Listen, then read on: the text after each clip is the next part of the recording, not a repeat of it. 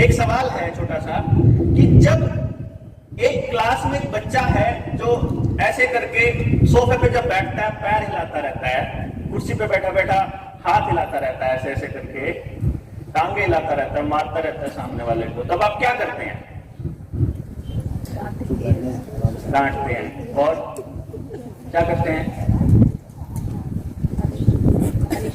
Punishment भी मिलती है, डांट भी मिलती है, और कुछ नहीं, चलो पनिशमेंट अगर अलाउड नहीं है तो हम उसे रोक देते हैं। ऐसा भी है कोई जो इसका मतलब समझता है कि वैसा क्यों करता है? Yes please. जो काइनेस्थेटिक एनर्जी का जो ज्यादा है उसको चैनलाइज किया जाए, बशर्ते कि उसको फोर्स किया जाए कि तुम बैठ जाओ। क्या हम ऐसा करते हैं? यूजुअली ऐसा नहीं होता है ड्यूरिंग नहीं होता है। मैम को काइनेस्थेटिक एनर्जी का मतलब पता है। काइनेस्थेटिक एनर्जी होती है बॉडी की, शरीर की एनर्जी, आपके शरीर में काम करने की एनर्जी। अगर वो रिलीज नहीं होगी तो वो आप अंदर ही अंदर उबलती रहेगी, वो आपसे हिलना डुलना मांगती रहेगी। वो पढ़ेगा भी तो ऐसे ऐसे करके पढ़ेगा, जैसे मैं चल चल के बोल रहा हूं ना, ये मेरी मजबूरी है, मैं खड़ा नहीं रह पाऊंगा। मैं सोफे पे बैठूंगा तो पैर हिलाऊंगा ही हिलाऊंगा। अब क्लास में मैं अगर ऐसे कर रहा हूं तो आपको पता है इसका मतलब क्या है? इसका मतलब है कि मैं बहुत ध्यान से सुन रहा हूं, मुझे ध्यान ही नहीं है कि मेरा दिमाग कंसंट्रेट तब करेगा जब मेरी बॉडी हिल रही होगी। और हम रोक देते हैं उसको क्लास में, ए यू आराम से बैठो, ठीक से बैठो, क्या है काइंड ऑफ। अब ये किस शरीर की एनर्जी का इस्तेमाल कैसे हो सकता है? ये डिपेंड करता है, देखो अपने को अपनी सोसाइटी के अंदर हर काम करने वाले लोग चाहिए। खेत में भी शरीर का काम करने वाले लोग चाहिए, सड़क पे रिक्शा चलाने वाला आदमी भी चाहिए, मजदूरी करने वाला दिहाड़ीदार भी चाहिए, और अगर एलिट क्लास है और हम पैसे खर्च कर सकते हैं तो हमें स्पोर्ट्स पर्सन भी चाहिए, उसके पास वो एनर्जी है। लेकिन वो आदमी अगर ये काम नहीं करेगा और बाय चांस उसकी मम्मी या उसके पापा उसको कहीं ना कहीं मतलब उसको रट्टा मरवा के पेपर पास करा के कहीं बैंक में पीओ लगवा दें, क्लर्क लगवा दें, या कहीं बैठने वाली जॉब दे दें, समझो जिंदगी खराब हो गई उसकी। वो बैठने वाली नौकरी के लिए नहीं बना था, वो चलने वाले काम करने के लिए बना था। इतना सही तो समझना है। फिर आपका जो भी इकोनॉमिक स्टेटस है, फिर आपका जो भी जगह पे जहां बैठे हो वहां आपके बच्चे के लिए कौन सी जगह बेस्ट हो सकती है, क्या हम ये डिसाइड नहीं कर सकते? बहुत इजीली डिसाइड कर सकते हैं। बजाय इसके कि वो दुकान को तब खोले जब मजबूरी में और कोई काम ना बचाओ कि चलो एक दुकान खोल के दे दें, क्यों ना हम उसके उन टैलेंट्स का पता पहले स्कूल टाइम में लगा लें कि ये आने वाले टाइम के बिजनेसमैन हैं, ये आने वाले टाइम के रिसर्चर हैं, ये आने वाले टाइम के लिटरेचर के बंदे हैं, ये आने वाले टाइम के म्यूजिशियंस हैं, डांसर्स हैं, कोरियोग्राफर्स हैं। क्या क्या तो नहीं चाहिए अपने को? टेलर भी चाहिए, बाल काटने वाले भी चाहिए, जूते बनाने वाले भी चाहिए, कपड़े बनाने वाला भी, खेती करने वाला भी, मशीनें बनाने वाला, हर चीज तो चाहिए। बट वो स्किल डेवलप तो करनी पड़ेगी ना। मैं 2015 में नरेंद्र मोदी से मिलने गया था जब उन्होंने प्रधानमंत्री कौशल विकास योजना लॉन्च करी थी। स्मृति ईरानी से भी मिला था, मैं अपने एजुकेशन मिनिस्टर से भी मिला था। सबको मैंने एक बात कही और उनको भी मैंने एक बात कही कि आपको किसी बच्चे की स्किल नहीं पता, आप डेवलप क्या करोगे भाई? कौशल विकास योजना, कौशल का तो पता नहीं, किस चीज का विकास करेंगे अपन? लेकिन जो बड़े लोग हैं, जो हमारे पॉलिटिशियंस हैं, जो हमारे एमएलएज हैं, या गांव के सरपंच हैं, या पार्षद लोग हैं, उनको उनके पास इतना पैसा है वो अपने बच्चों को दुनिया में कहीं भी पढ़ा लेंगे और अपना जुगाड़ कर लेंगे। इसलिए दे आर लिस्ट बॉदर्ड। तब मुझे उतरना पड़ा गांव के उस एरिया में और आप लोगों के बीच आना पड़ा। जो सिग्नेचर कैंपेन है वो ऐसे नहीं करता मैं कि आया सिग्नेचर करवा लिया। पहले आपको बताऊंगा, फिर आप जितने लोगों से मिलवाओगे मैं उतने लोगों से साइन कराऊंगा कि ऐसा होना चाहिए कि नहीं होना चाहिए। आई हैव टेक्निक, मेरे पास टेक्निक है, पूरा 100% एक्यूरेसी वाली रिजल्ट है, रिसर्च है।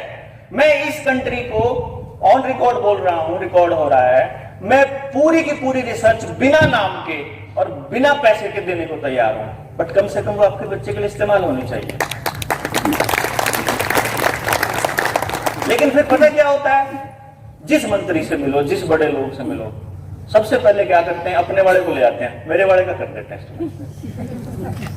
मेरी काउंसलिंग कर, अब छुट्टी क्यों डॉक्टर? और जब मैं कहता हूं कि अब समझ आ गया आपको, आ गया, अब तो आप इसको इंप्लीमेंट कर लेंगे। कौन समझता है? डॉक्टर साहब छोड़ो ना, क्यों चक्करों में पड़े हो? That's all. इसीलिए फिर इसको प्रैक्टिकल करने के लिए मैंने टारगेट लिया कि हम पूरे हरियाणा से मैं कुछ गांव लूंगा जहां पे हम 100% एम्प्लॉयमेंट वाला एजुकेशन सिस्टम तैयार करेंगे, जहां आपको पता होगा, मान लीजिए आपके बच्चा जिस स्कूल में पढ़ रहा है, आपके टीचर्स आपको बताएं कि आपके बच्चे की ये स्किल्स हैं, आपको इनको डेवलप करने के लिए अरेंजमेंट या तो आप अपने घर के नजदीक कर लीजिए, और अगर आपसे नहीं होता तो और ज्यादा बेटर है कि मान लो हमारे पास 100 डांसर इकट्ठे हो गए, तो 100 डांसर्स के पेरेंट्स को बता दिया कि या तो तुम अपने को लो छोड़ने जाओ, ले जाने आओ, या एक दूसरा तरीका है कि 100 इकट्ठे होकर के स्कूल में ही शुरू कर लेते हैं अपन। क्यों जी?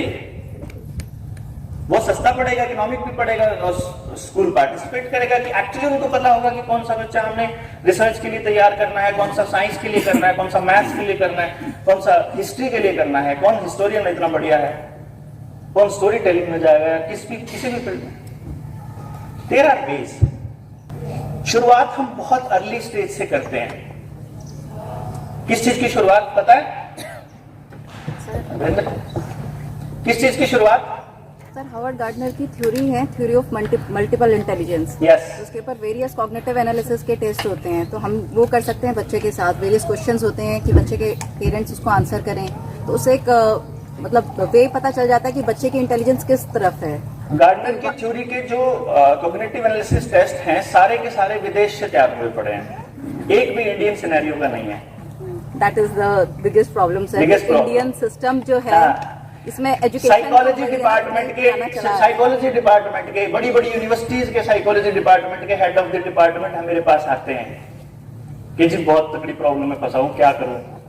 पर मैं उनको बोलता हूं आप कौन से सब्जेक्ट के हैं? मैं साइकोलॉजी का। मेरे पास बहुत सारे टीचर्स भी आते हैं जो कहते हैं मेरा बच्चा पढ़ता नहीं है।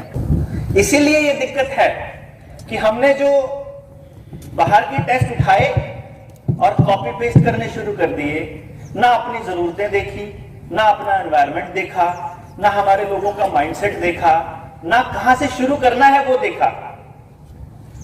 हम जो बात कर रहे हैं वो यहां जहां हम बैठे हैं यहीं से शुरू करना है। स्कूल, मैं जहां तक मैनेजमेंट को समझ पाया, जितना मैं प्रिंसिपल मैम को समझ पाया, स्कूल आपके लिए ओपन माइंडेड है, स्कूल आपके लिए तैयार है। आपका तैयार होना बहुत जरूरी है कि हमें क्या इस रास्ते पर चलना है, या जो चल रहा है वैसे ही चलने दें। क्या कहते हैं sir? Change is necessary sir. Change चाहिए, किस किस को चाहिए? लेट्स सी हाउ मेनी, मुझे चेक कर लेने दो कौन कौन है। बताइए मैम को, दिखाइए कौन किस किस को चाहिए change. Very important for me. Let's see, good, everyone wants that change. Everyone wants that change. दिक्कत यही है, देखिए अगर मैं यही बात आपको कोई और पर्सन बताए, शायद आपको नहीं वैसे समझ आए कि नहीं पॉसिबल नहीं है। इसी तरह से जब आपके पॉइंट पे आकर के मैंने समझाया, आपको समझ आ गया, यही बात बच्चे के साथ हो रही है। हम बच्चे को क्या चाह रहे हैं कि वो हमारी स्पीड से याद करे, जितनी स्पीड से हम चाह रहे हैं, जैसे हम चाह रहे हैं, जबकि उसका सोचने का, समझने का, देखने का, एनालाइज करने का और सिंथेसाइज करने का तरीका अलग है आपसे। आपको वो समझना होगा कि वो कैसे अलग है, और बहुत ओपन माइंड से